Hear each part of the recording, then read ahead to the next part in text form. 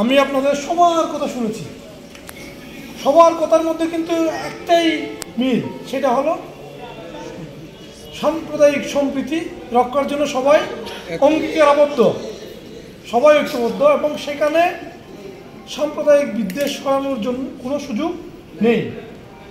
তো যে বিষয়টা আমাদের, যেহেতু আইন শৃঙ্খলা পরিস্থিতি নিয়ন্ত্রণ এবং যে কোনো ধরনের বিচ্যুতি সেটা পুলিশ রেসপন্ড করে, সেটার প্রাথমিক কী হলো আপনাদের সাথে এই মত বিনিময়, আপনাদের বিষয়গুলো অনুধাবন করা, আসল সমাজের আসল পরিস্থিতিটা কি সেটা বোঝা। আপনারা যেহেতু আপনাদের কাছ থেকে আমি শুনছি, সুতরাং এখন বুঝে যাচ্ছে কুমিল্লায় সাম্প্রদায়িক সম্প্রীতি বিনষ্ট কোনো ধরনের ঘটনা ঘটেনি, আমাদের হাত দিয়ে কোনো ধরনের তথ্য নেই, এবং আপনারা যারা নেতৃবৃন্দ আসছেন তারাও এটা নিশ্চিত করেছেন এই ধরনের কোনো পরিস্থিতি তৈরি হয়নি।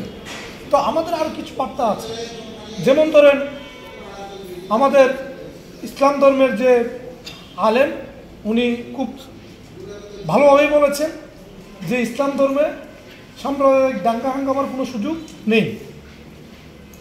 আপনার লাইকরা আফিদ্দিন মানে দিন নিয়ে জোর জবরদস্তি করার কোনো সুযোগ নেই। তারপর সূরা মায়েদার 32 নম্বর আয়াতে বলা হয়েছে, মান কাতালা নাফসান বিগাইরি নাফসিন আও ফাসাদিন ফিল আরদ ফাকান্নামা কাতালান নাস জামিয়া ওয়া মান আহইয়া ফাকান্নামা আহইয়ান নাস জামিয়া। তার মানে হলো আপনার এই জমিনে যারা একজন মানুষকে হত্যা করলো, তো ফাসাদ সৃষ্টি করলো, বিশৃঙ্খলা সৃষ্টি করলো, তার মানে হলো সে যেন পুরো মানব জাতিকে হত্যা করলো।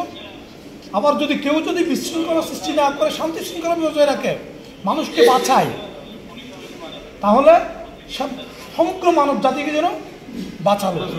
এটার মানে কি? ইসলাম ধর্ম আপনাকে শেখাচ্ছে সহনশীলতা, ইসলাম ধর্ম বলছে আপনাকে সহাবস্থান নিশ্চিত করার জন্য, মানুষের নিরাপত্তা বিধান করার জন্য। তো শান্তির ধর্ম ইসলাম, সেখানে কোনো ধরনের বিদ্বেষ, অন্য ধর্মের প্রতি কোনো ধরনের দেশ সরানোর কোনো কর্মকাণ্ড সেটা সুযোগ কোনোভাবেই নেই।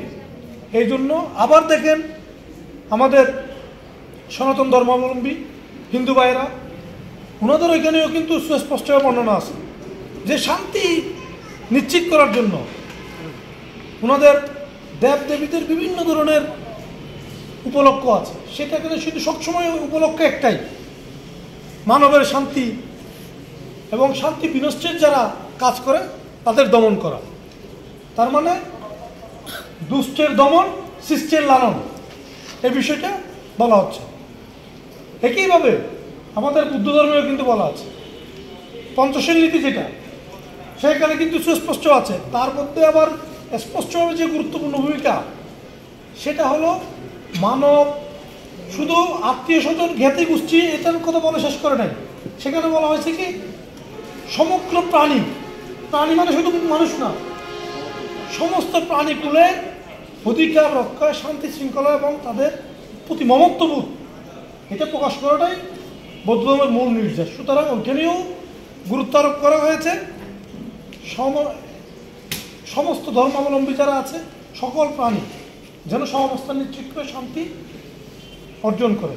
এবং অহিংস যেটা, সেখানেও বলা হচ্ছে যে মানুষের নিরাপত্তা বিধানের জন্য যে কোনো ধরনের হিংসাত্মক কর্মকাণ্ড থেকে বিরত থাকতে হবে।